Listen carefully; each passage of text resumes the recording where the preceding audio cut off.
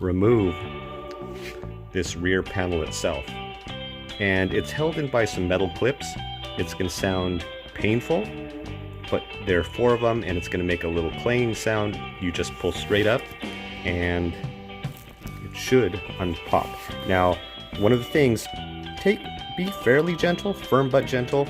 I mean, these cars are running 20 years old now, and so a lot of that plastic can be brittle. This is one of those things where if you have the time and you love your car, I'd recommend putting some plastic restorer on these just to give it a little more life. But here we go. Pulling straight up. Hear that?